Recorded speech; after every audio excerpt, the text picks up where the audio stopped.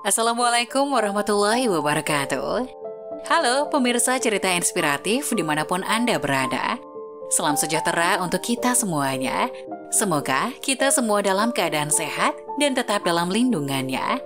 Kembali lagi dengan kami di channel Cerita Inspiratif, di mana kita akan berbagi kisah-kisah inspiratif penuh makna untuk Anda simak.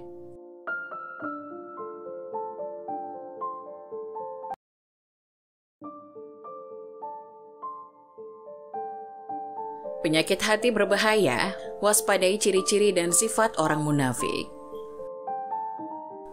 Munafik merujuk pada mereka yang berpura-pura mengikuti ajaran agama, tetapi sebenarnya hati mereka mengingkarinya. Manusia munafik sangatlah berbahaya. Dalam Islam, mereka dikatakan lebih berbahaya dibanding dengan orang kafir. Hal ini karena orang kafir adalah orang yang terus terang menentang Islam dengan nyata. Berbeda dengan orang munafik, di mana menyatakan diri mereka muslim, namun memusuhi secara sembunyi-sembunyi. Ada beberapa ciri-ciri dari sifat munafik, di antaranya jika berbicara berdusta. Orang-orang munafik akan berbicara kebohongan karena kebohongan baginya adalah suatu keuntungan. Jika berjanji mengingkari, hati-hati dalam berbuat janji karena harus ditepati. Dalam Islam dinyatakan jika berjanji ucapkanlah insya Allah. Insya Allah punya arti jika Allah menghendaki. Sehingga dengan kalimat tersebut, tidak sesuka hati untuk memutus janji di tengah jalan. Jika dipercaya berkhianat.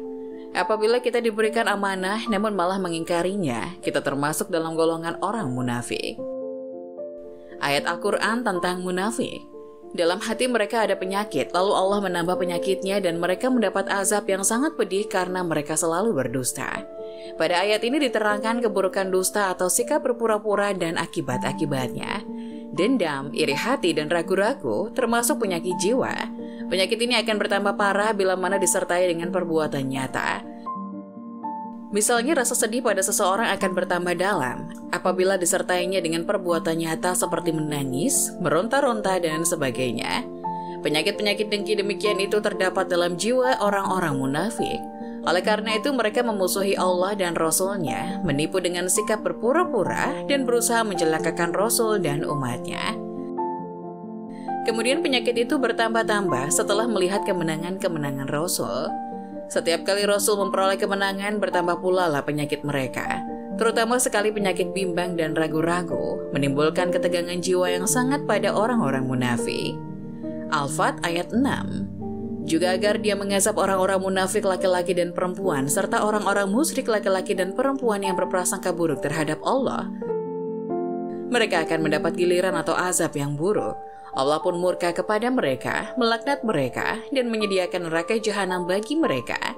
Itulah seburuk-buruk tempat kembali. Orang-orang munafik dan orang-orang musyrik akan menerima kemurkaan Allah, dijauhkan dari rahmatnya dan disediakan neraka jahanam yang membakar hangus mereka di akhirat nanti. Neraka jahanam itu adalah tempat paling buruk yang disediakan bagi mereka.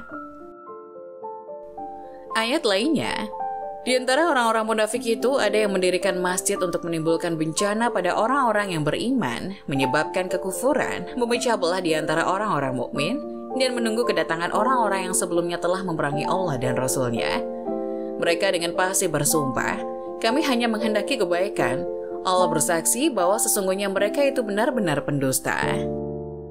Dalam ayat ini Allah menjelaskan maksud mereka mendirikan masjid tersebut yaitu 1. Untuk mencelakakan orang-orang mukmin yang biasa beribadah di Masjid Quba, yaitu masjid yang dibangun Rasulullah SAW ketika beliau baru berhijrah dari Mekah sebelum sampai ke Madinah pada saat itu. 2. Sebagai fasilitas dalam melakukan berbagai perbuatan sebagai manifestasi kekafiran. Kaum munafik meninggalkan sholat dengan sembunyi-sembunyi dalam bangunan yang mereka dirikan itu. 3. Untuk memecah belah antara kaum muslimin yang berdiam di daerah itu. Sebab mereka tidak hanya sholat di Masjid Quba, tetapi juga berjumpa dan saling mengenal, bergotong royong, membuat kesepakatan dalam berbagai masalah. 4. Menjadi tempat perlindungan bagi orang-orang yang biasa memerangi agama Allah. Sehingga apabila mereka datang ke tempat itu, mereka sudah mendapatkan tempat perlindungan yang aman. Memperoleh sekutu dan para penyokong untuk sama-sama memerangi Rasulullah dan kaum muslimin.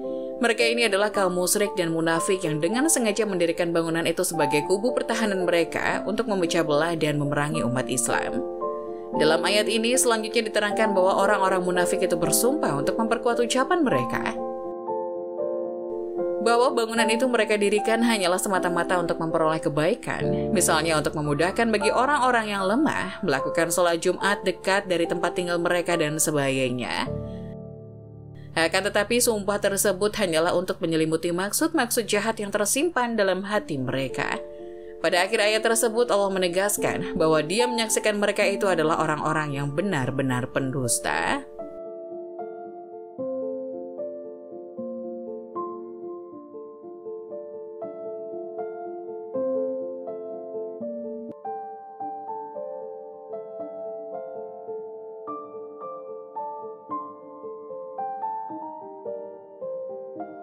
Nah, bagaimana menurut kalian?